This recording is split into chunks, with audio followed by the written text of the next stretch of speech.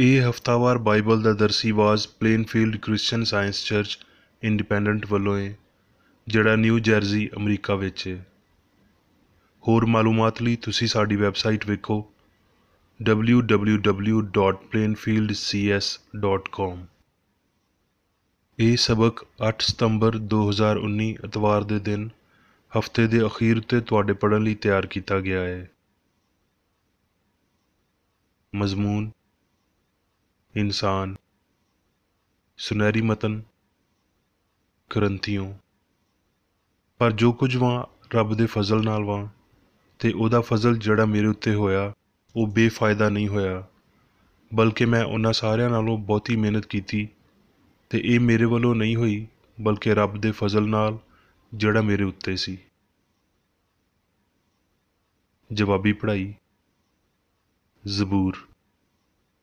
ਐ ਖੁਦਾਵੰਦ ਸਾਡੇ ਰੱਬ, ਤੇਰਾ ਨਾਂ ਸਾਰੀ ਧਰਤੀ ਉੱਤੇ ਕਿੰਨਾ ਬਜ਼ੁਰਗ ਹੈ। ਤੂੰ ਆਪਣਾ ਜਲਾਲ ਅਸਮਾਨ ਉੱਤੇ ਕਾਇਮ ਕੀਤਾ। ਤੂੰ ਆਪਣੇ ਮੁਖਾਲਫਾਂ ਦੇ ਪਾਰੋਂ, ਬੱਚਿਆਂ ਤੇ ਸ਼ੀਰਖਾਰਾਂ ਦੇ ਮੂੰਹ ਤੋਂ ਕੁਦਰਤ ਨੂੰ ਕਾਇਮ ਕੀਤਾ, ਤਾਂ ਜੋ ਤੂੰ ਵੈਰੀ ਤੇ ਬਦਲਾ ਲੈਣ ਵਾਲੇ ਨੂੰ ਖਾਮੋਸ਼ ਕਰ ਦੇਵੇਂ। ਜਦੋਂ ਮੈਂ ਤੇਰੇ ਅਸਮਾਨ ਉੱਤੇ, ਜਿਹੜਾ ਤੇਰੀ ਦਸਤਕਾਰੀ ਏ, ਤੇ ਚੰਨ ਤੇ ਤਾਰਿਆਂ ਉੱਤੇ, ਜਿਨ੍ਹਾਂ ਨੂੰ ਤੂੰ ਮੁਕਰਰ ਕੀਤਾ, ਧਿਆਨ ਕਰਦਾ ਵਾਂ, ਤੇ ਫਿਰ ਇਨਸਾਨ ਕੀ ਏ ਭਈ ਤੂੰ ਉਹਨੂੰ ਯਾਦ ਰੱਖੇ, ਤੇ ਆਦਮਜ਼ਾਦ ਕੀ ਏ ਭਈ ਤੂੰ ਉਹਦੀ ਖਬਰ ਲਵੇਂ। ਕਿਉਂ ਜੇ ਤੂੰ ਉਹਨੂੰ ਰੱਬ ਨਾਲੋਂ ਕੁਝ ਘੱਟ ਬਣਾਇਆ ਹੈ, ਤੇ ਜਲਾਲ ਤੇ ਸ਼ੌਕਤ ਨਾਲ ਉਹਨੂੰ ਤਾਜਦਾਰ ਕਰਦਾ ਹੈ। ਤੂੰ ਉਹਨੂੰ ਆਪਣੀ ਦਸਤਕਾਰੀ ਉੱਤੇ ਤਸੱਲਤ ਬਖਸ਼ਿਆ। ਤੂੰ ਸਭ ਕੁਝ ਉਹਦੇ ਪੈਰਾਂ ਹੇਠਾਂ ਕਰ ਦਿੱਤਾ। ਦਰਸੀਵਾਜ਼ ਬਾਈਬਲ ਵਿੱਚੋਂ ਯਸਾਇਆ। ਖੁਦਾਵੰਦ ਫਰਮਾਉਂਦਾ ਹੈ, ਆਓ ਅਸੀਂ ਇਕੱਠੇ ਹੁਜਤ ਕਰੀਏ। ਭਾਵੇਂ ਤੁਹਾਡੇ ਪਾਪ ਕਿਰਮਜ਼ੀ ਹੋਣ, ਉਹ ਬਰਫ਼ ਵਾਂਗਰ ਚਿੱਟੇ ਹੋ ਜਾਣਗੇ, ਤੇ ਹਰ ਚੰਦ ਤੇ ਅਰਗਵਾਨੀ ਹੋਣ। ਯਸਾਇਆ। ਐ ਸਾਰੇ ਦਰਿਆਇਓ, ਪਾਣੀ ਦੇ ਕੋਲ ਆਓ, ਤੇ ਉਹ ਵੀ ਜਿਹਦੇ ਕੋਲ ਪੈਸਾ ਨਾ ਹੋਵੇ। ਆਓ, ਮੁੱਲ ਲਵੋ ਤੇ ਖਾਓ। ਹਾਂ, ਆਓ ਤੇ ਦੁੱਧ ਬਗੈਰ ਰੁਪਏ ਪੈਸੇ ਦੇ ਖਰੀਦੋ। ਤੁਸੀਂ ਕਿਉਂ ਆਪਣਾ ਰੁਪਇਆ ਉਸ ਸ਼ੈ ਲਈ ਜਿਹੜੀ ਰੋਟੀ ਨਹੀਂ, ਤੇ ਆਪਣੀ ਮਿਹਨਤ ਉਸ ਸ਼ੈ ਲਈ ਜਿਹੜੀ ਰਝਾਉਂਦੀ ਨਹੀਂ ਖਰਚ ਕਰਦੇ ਹੋ। ਤੁਸੀਂ ਧਿਆਨ ਨਾਲ ਮੇਰੀ ਸੁਣੋ, ਤੇ ਹਰ ਉਹ ਸ਼ੈ ਜਿਹੜੀ ਚੰਗੀ ਏ ਖਾਓ, ਤੇ ਤੁਹਾਡੀ ਜਾਨ ਫਰਬੀ ਤੋਂ ਲਜ਼ਤ ਪਾਵੇ। ਕੰਨ ਲਾਓ ਤੇ ਮੇਰੇ ਕੋਲ ਆਓ, ਤੇ ਸੁਣੋ, ਤੇ ਤੁਹਾਡੀ ਜਾਨ ਜਿਉਂਦੀ ਰਹੇਗੀ, ਤੇ ਮੈਂ ਤੁਹਾਨੂੰ ਹਮੇਸ਼ਾ ਦਾ ਅਹਿਦ ਯਾਨੀ ਦਾਊਦ ਦੀਆਂ ਸੱਚੀਆਂ ਨੇਮਤਾਂ ਬਖਸ਼ਾਂਗਾ। ਜਦੋਂ ਤੀਕਰ ਖੁਦਾਵੰਦ ਮਿਲ ਸਕਦਾ ਏ, ਉਹਦੇ ਤਾਲਬ ਹੋਵੋ। ਜਦੋਂ ਤੀਕਰ ਉਹ ਨੇੜੇ ਹੈ, ਉਹਨੂੰ ਪੁਕਾਰੋ। ਸਰੀਰ ਆਪਣੀ ਰਾਹ ਨੂੰ ਛੱਡ ਦੇਵੇ, ਤੇ ਬਦਕਾਰ ਆਪਣੇ ਖਿਆਲਾਂ ਨੂੰ, ਤੇ ਉਹ ਖੁਦਾਵੰਦ ਵੱਲ ਫਿਰਨ, ਤੇ ਉਹ ਉਹਦੇ ਉੱਤੇ ਰਹਿਮ ਕਰੇਗਾ, ਤੇ ਸਾਡੇ ਖੁਦਾਵੰਦ ਵੱਲ, ਕਿਉਂ ਜੇ ਉਹ ਕਸਰਤ ਨਾਲ ਮੁਆਫ਼ ਕਰੇਗਾ। ਯੋਹੰਨਾ। ਕਿਉਂ ਜੇ ਰੱਬ ਨੇ ਜੱਗ ਨਾਲ ਅਜਿਹੀ ਮੁਹੱਬਤ ਰੱਖੀ ਭਈ ਉਹਨੇ ਆਪਣਾ ਇਕਲੌਤਾ ਪੁੱਤਰ ਬਖਸ਼ ਦਿੱਤਾ, ਤਾਂ ਜੋ ਕੋਈ ਉਹਦੇ ਉੱਤੇ ਈਮਾਨ ਲਿਆਵੇ ਹਲਾਕ ਨਾ ਹੋਵੇ, ਬਲਕਿ ਹਮੇਸ਼ਾ ਦੀ ਹਯਾਤੀ ਪਾਵੇ। ਕਿਉਂ ਜੇ ਰੱਬ ਨੇ ਪੁੱਤਰ ਨੂੰ ਜੱਗ ਵਿੱਚ ਇਸ ਲਈ ਨਹੀਂ ਘੱਲਿਆ ਭਈ ਜੱਗ ਉੱਤੇ ਸਜ਼ਾ ਦਾ ਹੁਕਮ ਕਰੇ, ਬਲਕਿ ਜੱਗ ਉਹਦੇ ਪਾਰੋਂ ਮੁਕਤੀ ਪਾਵੇ। ਜਿਹੜਾ ਉਹਦੇ ਉੱਤੇ ਈਮਾਨ ਲਿਆਉਂਦਾ ਏ, ਉਹਦੇ ਉੱਤੇ ਸਜ਼ਾ ਦਾ ਹੁਕਮ ਨਹੀਂ ਹੁੰਦਾ। ਲੂਕਾ। ਫਿਰ ਕਿਸੇ ਫਰੀਸੀ ਨੇ ਉਹਦੀ ਮਿੰਨਤ ਕੀਤੀ ਭਈ ਮੇਰੇ ਨਾਲ ਖਾਣਾ ਖਾ। ਇਸ ਲਈ ਉਹ ਫਰੀਸੀ ਦੇ ਘਰ ਜਾ ਕੇ ਖਾਣਾ ਖਾਣ ਬੈਠਿਆ, ਤੇ ਵੇਖੋ ਇੱਕ ਬਦਚਲਨ ਬੁੱਢੀ, ਜਿਹੜੀ ਉਸ ਸ਼ਹਿਰ ਦੀ ਸੀ, ਇਹ ਜਾਣ ਕੇ ਭਈ ਉਹ ਫਰੀਸੀ ਦੇ ਘਰ ਖਾਣਾ ਖਾਣ ਬੈਠਾ ਏ, ਸੰਗੇ ਮਰਮਰ ਦੇ ਅਤਰਦਾਨ ਵਿੱਚ ਅਤਰ ਲਿਆਈ, ਤੇ ਉਹਦੇ ਪੈਰਾਂ ਦੇ ਕੋਲ ਰੋਂਦੀ ਹੋਈ ਮਗਰ ਖਲੋ ਕੇ ਅਥਰੂਆਂ ਨਾਲ ਉਹਦੇ ਪੈਰ ਭੇਣ ਲੱਗੀ, ਤੇ ਆਪਣੇ ਸਿਰ ਦੇ ਵਾਲਾਂ ਨਾਲ ਉਹਨਾਂ ਨੂੰ ਪੂੰਝਿਆ, ਤੇ ਉਹਦੇ ਪੈਰ ਬਹੁਤ ਚੁੰਮੇ, ਤੇ ਉਹਨਾਂ ਉੱਤੇ ਅਤਰ ਲਾਇਆ। ਉਹਦੀ ਦਾਵਤ ਕਰਨ ਵਾਲਾ ਫਰੀਸੀ ਇਹ ਵੇਖ ਕੇ ਆਪਣੇ ਦਿਲ ਵਿੱਚ ਆਖਣ ਲੱਗਿਆ ਭਈ ਜੇ ਇਹ ਬੰਦਾ ਨਬੀ ਹੁੰਦਾ ਤੇ ਜਾਣਦਾ ਭਈ ਜਿਹੜੀ ਉਹਨੂੰ ਛੂੰਹਦੀ ਏ ਉਹ ਕੌਣ ਏ ਤੇ ਕਿੰਜ ਦੀ ਬੁੱਢੀ ਏ, ਕਿਉਂ ਜੇ ਉਹ ਬਦਚਲਨ ਏ। ਯਿਸੂ ਨੇ ਜਵਾਬ ਵਿੱਚ ਉਹਨੂੰ ਆਖਿਆ, ਐ ਸ਼ਮੌਨ, ਮੈਂ ਤੈਨੂੰ ਕੁਝ ਆਖਣਾ ਹੈ। ਉਹਨੇ ਆਖਿਆ, ਐ ਉਸਤਾਦ, ਆਖ। ਕਿਸੇ ਸਾਹੂਕਾਰ ਦੇ 2 ਕਰਜ਼ਦਾਰ ਸੀ, ਇੱਕ 500 ਦਿਨਾਰ ਦਾ, ਦੂਜਾ 50 ਦਾ। ਜਦੋਂ ਉਹਨਾਂ ਦੇ ਕੋਲ ਅਦਾ ਕਰਨ ਲਈ ਕੁਝ ਨਾ ਰਿਹਾ, ਤੇ ਉਹਨੇ ਦੋਵਾਂ ਨੂੰ ਬਖਸ਼ ਦਿੱਤਾ। ਇਸ ਲਈ ਉਹਨਾਂ ਵਿੱਚੋਂ ਕਿਹੜਾ ਉਹਦੇ ਨਾਲ ਬਹੁਤੀ ਮੁਹੱਬਤ ਕਰੇਗਾ। ਸ਼ਮੌਨ ਨੇ ਜਵਾਬ ਦਿੱਤਾ, ਮੇਰੀ ਸਮਝ ਵਿੱਚ ਉਹ ਜਿਹਨੂੰ ਉਹਨੇ ਬਹੁਤਾ ਬਖਸ਼ਿਆ। ਉਹਨੇ ਉਹਨੂੰ ਆਖਿਆ, ਤੂੰ ਠੀਕ ਫੈਸਲਾ ਕੀਤਾ। ਤੇ ਉਸ ਬੁੱਢੀ ਵੱਲ ਮੁੜ ਕੇ ਉਹਨੇ ਸ਼ਮੌਨ ਨੂੰ ਆਖਿਆ, ਕੀ ਤੂੰ ਇਸ ਬੁੱਢੀ ਨੂੰ ਵੇਖਦਾ ਹੈ? ਮੈਂ ਤੇਰੇ ਘਰ ਵਿੱਚ ਆਇਆ, ਤੂੰ ਮੇਰੇ ਪੈਰ ਧੋਣ ਲਈ ਪਾਣੀ ਨਾ ਦਿੱਤਾ, ਪਰ ਇਹਨੇ ਮੇਰੇ ਪੈਰ ਅਥਰੂਆਂ ਨਾਲ ਧੋਤੇ ਤੇ ਆਪਣੇ ਵਾਲਾਂ ਨਾਲ ਪੂੰਝੇ। ਤੂੰ ਮੈਨੂੰ ਬੋਸਾ ਨਾ ਦਿੱਤਾ, ਪਰ ਇਹਨੇ ਜਦੋਂ ਦਾ ਮੈਂ ਆਇਆ ਵਾਂ ਮੇਰੇ ਪੈਰ ਚੁੰਮਣਾ ਨਾ ਛੱਡੇ। ਤੂੰ ਮੇਰੇ ਸਿਰ ਉੱਤੇ ਤੇਲ ਨਾ ਲਾਇਆ, ਪਰ ਇਹਨੇ ਮੇਰੇ ਪੈਰਾਂ ਉੱਤੇ ਇਤਰ ਲਾਇਆ। ਇਸ ਲਈ ਮੈਂ ਤੈਨੂੰ ਆਖਦਾ ਵਾਂ ਵੀ ਇਹਦੇ ਪਾਪ ਜਿਹੜੇ ਬਹੁਤੇ ਸੀ ਮਾਫ਼ ਹੋਏ, ਕਿਉਂ ਜੇ ਇਹਨੇ ਬਹੁਤ ਮੁਹੱਬਤ ਕੀਤੀ। ਪਰ ਜਿਹਦੇ ਥੋੜ੍ਹੇ ਪਾਪ ਮਾਫ਼ ਹੋਏ, ਉਹ ਥੋੜ੍ਹੀ ਮੁਹੱਬਤ ਕਰਦਾ ਹੈ। ਤੇ ਉਸ ਬੁੱਢੀ ਨੂੰ ਆਖਿਆ, ਤੇਰੇ ਪਾਪ ਮਾਫ਼ ਹੋਏ। ਇਹਦੇ ਉੱਤੇ ਉਹ ਜਿਹੜੇ ਉਹਦੇ ਨਾਲ ਖਾਣਾ ਖਾਣ ਬੈਠੇ ਸੀ ਆਪਣੇ ਦਿਲ ਵਿੱਚ ਆਖਣ ਲੱਗੇ, ਭਈ ਇਹ ਕੌਣ ਹੈ ਜਿਹੜਾ ਪਾਪ ਵੀ ਮਾਫ਼ ਕਰਦਾ ਹੈ? ਪਰ ਉਹਨੇ ਬੁੱਢੀ ਨੂੰ ਆਖਿਆ, ਤੇਰੇ ਈਮਾਨ ਨੇ ਤੈਨੂੰ ਬਚਾ ਲਿਆ ਹੈ, ਸਲਾਮਤ ਟੁਰ ਜਾ।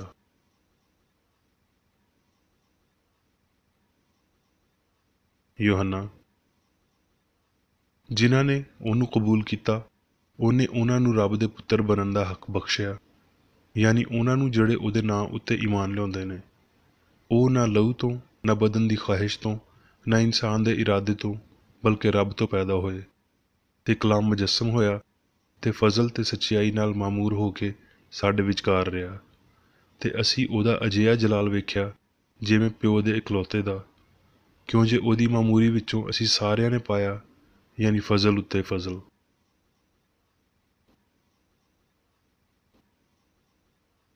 ਇਫਸੀਓਂ। ਪਰ ਰੱਬ ਨੇ ਆਪਣੇ ਰਹਿਮ ਦੀ ਦੌਲਤ ਤੋਂ ਉਸ ਵੱਡੀ ਮੁਹੱਬਤ ਦੇ ਪਾਰੋਂ ਜਿਹੜੀ ਉਹਨੇ ਸਾਡੇ ਨਾਲ ਕੀਤੀ, ਜਦੋਂ ਕਸੂਰਾਂ ਦੇ ਪਾਰੋਂ ਮੁਰਦਾ ਹੀ ਸੀ, ਤੇ ਸਾਨੂੰ ਮਸੀਹ ਦੇ ਨਾਲ ਜ਼ਿੰਦਾ ਕੀਤਾ। ਤੁਹਾਨੂੰ ਫਜ਼ਲ ਨਾਲ ਹੀ ਮੁਕਤੀ ਮਿਲੀ ਏ।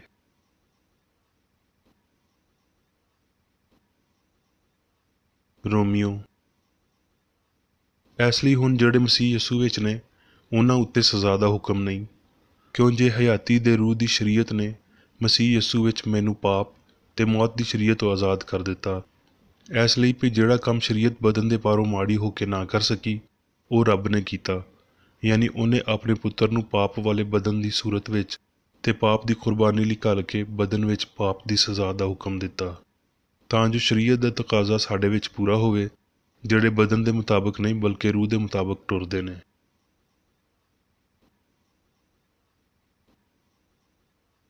ਤੀਤਸ।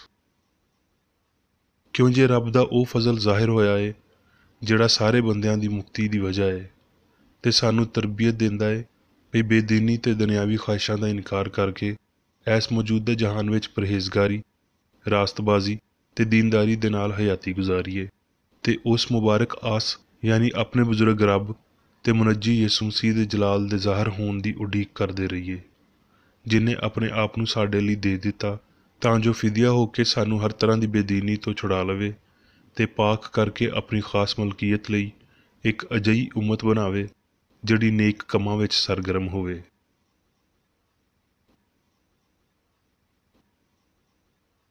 ਕਰੰਥੀਓ। ਉਹਨੇ ਮੈਨੂੰ ਆਖਿਆ, ਮੇਰਾ ਫਜ਼ਲ ਤੇਰੇ ਲਈ ਕਾਫੀ ਏ, ਕਿਉਂ ਜੇ ਮੇਰੀ ਕੁਦਰਤ ਕਮਜ਼ੋਰੀ ਵਿੱਚ ਪੂਰੀ ਹੁੰਦੀ ਏ।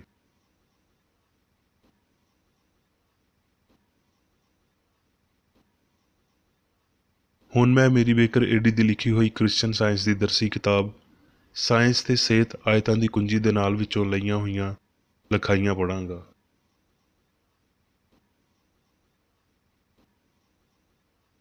ਸਾਇੰਸ ਤੇ ਸਿਹਤ। ਰੱਬ ਸਾਰੀ ਵਜੂਦੀਅਤ ਦਾ ਇਲਾਹੀ ਅਸੂਲ ਏ ਤੇ ਇਨਸਾਨ ਉਹਦਾ ਖਿਆਲ, ਉਹਦੀ ਹਿਫਾਜ਼ਤ ਦਾ ਬੱਚਾ ਏ। ਕਲਾਮ ਸਾਨੂੰ ਦੱਸਦਾ ਏ ਕਿ ਇਨਸਾਨ ਰੱਬ ਦੀ ਸੂਰਤ ਤੇ ਸ਼ਬੀਹ ਉੱਤੇ ਬਣਾਇਆ ਗਿਆ ਏ। ਉਹ ਰੱਬ ਦਾ ਇੱਕ ਮੁਰੱਕਬ ਖਿਆਲ ਏ ਜਿਹਦੇ ਵਿੱਚ ਸਾਰੇ ਠੀਕ ਖਿਆਲ ਸ਼ਾਮਲ ਨੇ। ਇੰਜ ਦੀ ਅਮੂਮੀ ਇਸਤਲਾਹ ਜਿਹੜੀ ਰੱਬ ਦੀ ਸੂਰਤ ਤੇ ਸ਼ਬੀਹ ਦੀ ਅਕਾਸੀ ਕਰਦੀ ਏ। ਅਲੂਹੀਅਤ ਲਈ ਮਾਦਰ ਪਿਦਰ ਨਾਮ ਏ ਜਿਹੜਾ ਉਹਦੀ ਰੂਹਾਨੀ ਮਖਲੂਕ ਦੇ ਨਾਲ ਉਹਦੇ ਪਿਆਰੇ ਰਿਸ਼ਤੇ ਵੱਲ ਇਸ਼ਾਰਾ ਕਰਦਾ ਏ। ਰੱਬ ਮੁਹੱਬਤ ਏ, ਇਹਦੇ ਤੋਂ ਬਹੁਤਾ ਅਸੀਂ ਮੰਗ ਨਹੀਂ ਸਕਦੇ, ਇਹਦੇ ਤੋਂ ਉੱਚਾ ਅਸੀਂ ਵੇਖ ਨਹੀਂ ਸਕਦੇ ਤੇ ਇਹਦੇ ਤੋਂ ਅੱਗੇ ਅਸੀਂ ਜਾ ਨਹੀਂ ਸਕਦੇ। ਯਿਸੂ ਨਾਸਰੀ ਦੀ ਆਮਦ ਮਸੀਹੀ ਦੌਰ ਦੀ ਪਹਿਲੀ ਸਦੀ ਦਾ ਅਹਾਤਾ ਕਰਦੀ ਹੈ, ਪਰ ਮਸੀਹ ਇਬਤਦਾਈ ਵਰ੍ਹਿਆਂ ਜਾਂ ਅਖੀਰੀ ਦਿਨਾਂ ਦੀ ਕੈਦ ਤੋਂ ਬਗੈਰ ਹੈ। ਮਸੀਹੀ ਦੌਰ ਤੋਂ ਪਹਿਲੇ ਤੇ ਬਾਅਦ ਵਿੱਚ ਪੀੜ੍ਹੀ ਤੋਂ ਪੀੜ੍ਹੀ ਮਸੀਹ ਰੂਹਾਨੀ ਖਿਆਲ ਤੇ ਰੱਬ ਦੇ ਪਰਛਾਵੇਂ ਦੇ ਤੌਰ 'ਤੇ ਉਹਨਾਂ ਲੋਕਾਂ ਲਈ ਕੁਝ ਖਾਸ ਤਾਕਤ ਤੇ ਫਜ਼ਲ ਦੇ ਨਾਲ ਆਇਆ ਜਿਹੜੇ ਮਸੀਹ ਯਾਨੀ ਸੱਚਾਈ ਨੂੰ ਹਾਸਲ ਕਰਨ ਲਈ ਤਿਆਰ ਸੀ। ਯਿਸੂ ਦੀ ਹਯਾਤੀ ਨੇ ਇਲਾਹੀ ਤੇ ਸਾਇੰਸੀ ਤੌਰ 'ਤੇ ਇਹ ਸਾਬਤ ਕੀਤਾ ਭਈ ਰੱਬ ਮੁਹੱਬਤ ਹੈ। ਮੁਹੱਬਤ ਦਾ ਨਮੂਨਾ ਪਾਪੀ ਦੀ ਇਸਲਾਹ ਹੈ। ਫਜ਼ਲ ਦਾ ਮੌਜਜ਼ਾ ਮੁਹੱਬਤ ਲਈ ਕੋਈ ਮੌਜਜ਼ਾ ਨਹੀਂ ਹੈ। ਯਿਸੂ ਨੇ ਮਾਦੀਅਤ ਦੀ ਨਾਅਹਲੀਅਤ ਨੂੰ ਉਹਦੇ ਨਾਲ ਰੂਹ ਦੀ ਲਾਮਹਿਦੂਦ ਕਾਬਲੀਅਤ ਨੂੰ ਜ਼ਾਹਿਰ ਕੀਤਾ। ਇੰਜ ਗਲਤੀ ਕਰਨ ਵਾਲੇ ਇਨਸਾਨੀ ਫਹਿਮ ਨੂੰ ਖੁਦ ਦੀਆਂ ਸਜ਼ਾਵਾਂ ਤੋਂ ਬਚਣ ਤੇ ਇਲਾਹੀ ਸਾਇੰਸ ਵਿੱਚ ਤਹੱਫੁਜ਼ ਲੱਭਣ ਵਿੱਚ ਮਦਦ ਕੀਤੀ। ਇਹ ਲੂਕਾ ਦੀ ਅੰਜੀਲ ਦੇ 7ਵੇਂ ਬਾਬ ਵਿੱਚ ਇਹਦੇ ਨਾਲ ਮੁਨਸਲਿਕ ਕੀਤਾ ਗਿਆ ਹੈ ਭਈ ਇੱਕ ਵਾਰ ਯਿਸੂ ਕਿਸੇ ਸ਼ਮਊਨ ਨਾਮੀ ਫਰੀਸੀ ਦੇ ਘਰ ਦਾ ਖਾਸ ਪ੍ਰਾਹੁਣਾ ਬਣਿਆ। ਉਹ ਸ਼ਮਊਨ ਸ਼ਾਗਿਰਦ ਬਿਲਕੁਲ ਨਹੀਂ ਸੀ।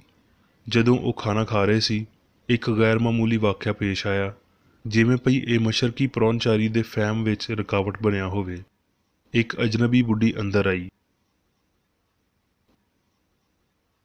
ਉਹਨੇ ਚਿੱਟਾ ਸੰਗੇਮਰਮਰ ਦਾ ਮਰਤਬਾਨ ਚੁੱਕਿਆ ਹੋਇਆ ਸੀ, ਜਿਹਦੇ ਵਿੱਚ ਬਹੁਤ ਮਹਿੰਗਾ ਤੇ ਖੁਸ਼ਬੂ ਵਾਲਾ ਤੇਲ ਸੀ, ਸੰਦਲ ਦਾ ਤੇਲ ਸ਼ਾਇਦ, ਜਿਹਨੂੰ ਮਸ਼ਰਕ ਵਿੱਚ ਆਮ ਵਰਤਿਆ ਜਾਂਦਾ ਹੈ।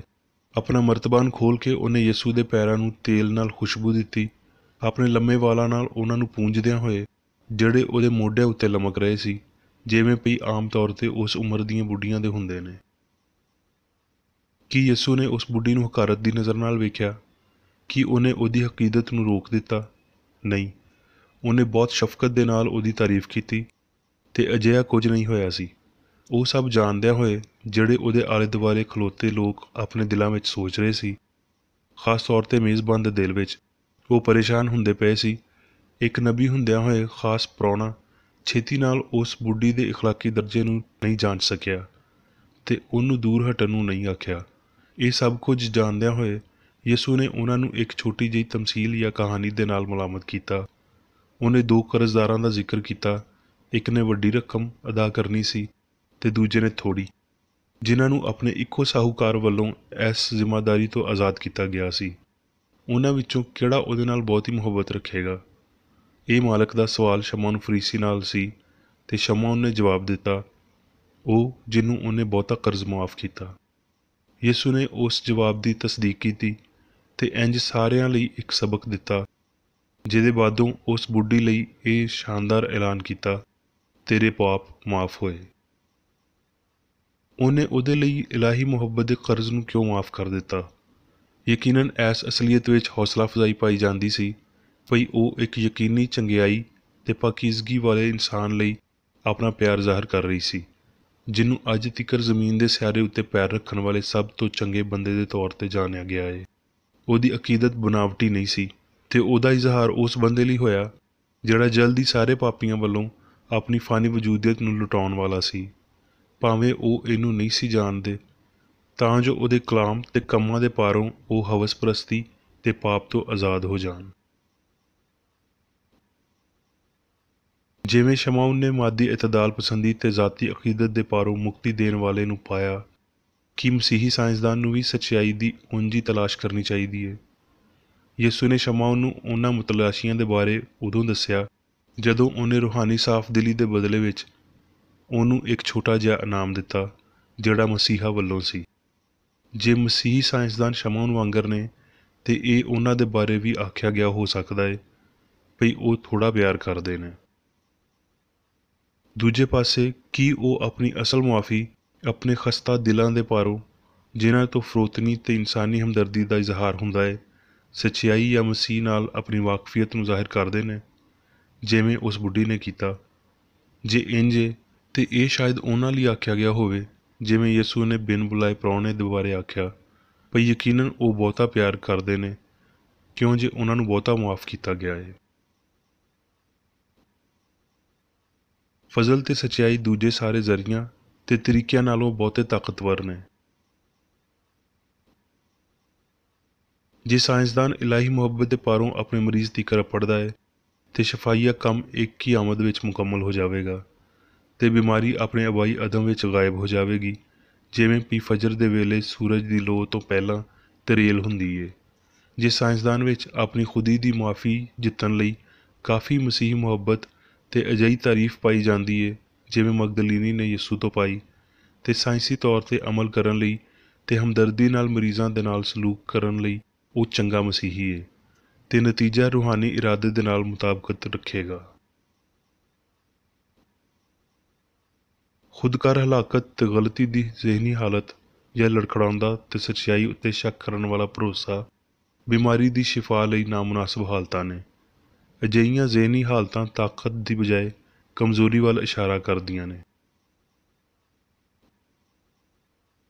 ये बदनी मादी जहनीयत सियान दे नां दा गलत इस्तेमाल फानी है। इस लई इंसान फना हो जाएगा जिहड़ा असली रूहानी इंसान दे अपने रब दे नाल नाकाबिल तस्खीर राबते वाल इशारा है जिन्हों यसू लो विच लिआया। रब दे लोकां दे बारे ना कि इंसान दे बच्चों दे बारे गल करदियां होए यसू ने आख्या, रब दी बादशाही तुहाडे विचकार है, यानी सच्चाई ते प्यार असली इंसान उत्ते हुकूमत करदी है। ये जाहिर करदियां होए भई इंसान रब दी सूरत उत्ते बेगुनाह ते अबदी है। उस कामल बंदे विच मुक्तिदाता ने रब दी अपनी शबीह ते सूरत नूं वेख्या ते इंसान दे इस ठीक नज़रिए ने बीमारी नूं ठीक कीता। इसलिए यसू ने तालीम दी भई रब बरकरार ते आलमगीर है ते ये भई इंसान पाक ते मुकद्दस है। हमेशा चंगे बने रहन दी आदि कोशिश हमेशा दी दुआ है। ਉਹਦੇ मकसद उन्हां बरकतां तो ਜ਼ਾਹਿਰ ਹੁੰਦੇ ਨੇ ਜਿਹੜੀਆਂ ਇਹ ਲਿਆਉਂਦੀ ਏ। ਉਹ ਬਰਕਤਾਂ ਜਿਨ੍ਹਾਂ ਨੂੰ ਜੇ ਨਾਕਾਬਲੇ ਸਮਾਤ ਲਫ਼ਜ਼ਾਂ ਵਿੱਚ ਵੀ ਨਾ ਸੁਣਿਆ ਜਾਵੇ ਤੇ ਮੁਹੱਬਤ ਦੇ ਨਾਲ ਹਿੱਸਾਦਾਰ ਬਣਨ ਲਈ ਸਾਡੀ ਕਾਬਲੀਅਤ ਦੀ ਤਸਦੀਕ ਕਰਦੀਆਂ ਨੇ। ਜਦੋਂ ਅਸੀਂ ਯਿਸੂ ਦੀ ਤਮਜੀਦ ਕਰਦੇ ਹਾਂ ਤੇ ਜੋ ਕੁਝ ਉਹਨੇ ਇਨਸਾਨ ਲਈ ਕੀਤਾ ਹੈ ਉਹਦੇ ਪਾਰੋਂ ਸਾਡਾ ਦਿਲ ਸ਼ੁਕਰ ਨਾਲ ਭਰ ਜਾਂਦਾ ਹੈ। ਜਲਾਲ ਦੇ ਤਖਤ ਉੱਤੇ ਉਹਦੇ ਸ਼ਫੀਕ ਰਸਤੇ ਉੱਤੇ ਇਕੱਲੇ ਪੈਰ ਰੱਖਦਿਆਂ ਹੋਏ ਸਾਡੇ ਲਈ ਬਿਆਨ ਨਾ ਕੀਤੀ ਜਾਣ ਵਾਲੀ ਤਕਲੀਫ ਵਿੱਚ ਰਾਹ ਹਮਵਾਰ ਕਰਦਿਆਂ ਹੋਏ ਯਿਸੂ ਸਾਡੇ ਲਈ ਸਿਰਫ ਇੱਕ ਇਨਫਰਾਦੀ ਤਜਰਬਾ ਮਹਿਫੂਜ਼ ਨਹੀਂ ਰੱਖਦਾ। ਜੇ ਅਸੀਂ ਵਫਾਦਾਰੀ ਦੇ ਨਾਲ ਉਹਦੇ ਹੁਕਮਾਂ ਮਗਰ ਟੁਰਦੇ ਹਾਂ ਤੇ ਸਾਰੇ ਗਮਗੀਨ ਜਦੋਜਹਿਦ ਦਾ ਪਿਆਲਾ ਲੈਂਦੇ ਹਾਂ ਤਾਂ ਜੋ ਉਹਦੇ ਨਾਲ ਆਪਣੀ ਮੁਹੱਬਤ ਦੇ ਇਜ਼ਹਾਰ ਦੇ ਤਨਾਸਬ ਵਿੱਚ ਪੀਣ, ਜਦੋਂ ਤੀਕਰ ਵੀ ਸਾਰੇ ਇਲਾਹੀ ਮੁਹੱਬਤ ਦੇ ਪਾਰੋਂ ਮੁਕਤੀ ਨਾ ਪਾ ਲੈਣ।